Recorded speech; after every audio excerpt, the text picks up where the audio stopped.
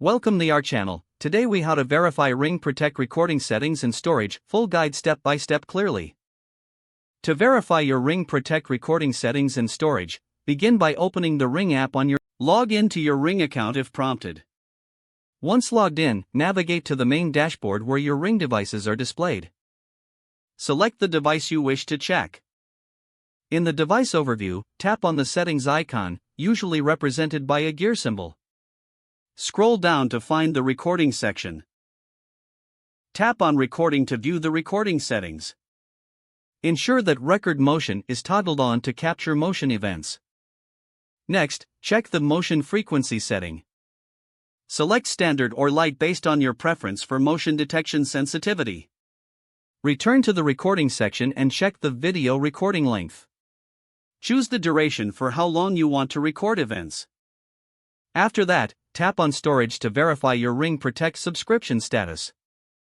Review your available storage capacity under the Storage section. If you're nearing your limit, consider managing your recordings. To manage, tap on Event History to review past recordings.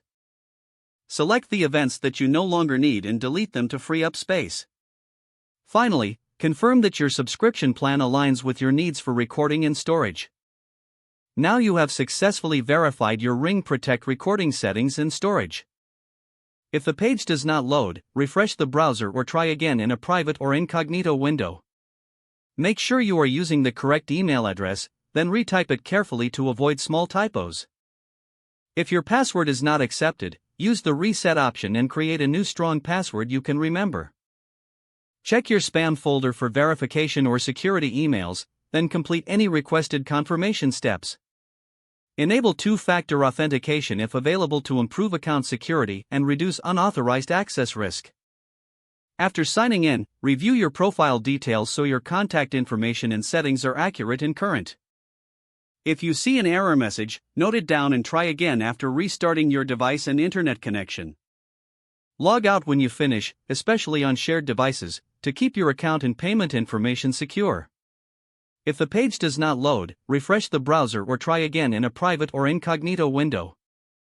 Make sure you are using the correct email address, then retype it carefully to avoid small typos. Don't forget to like this video and subscribe to our channel for more step-by-step tech guides.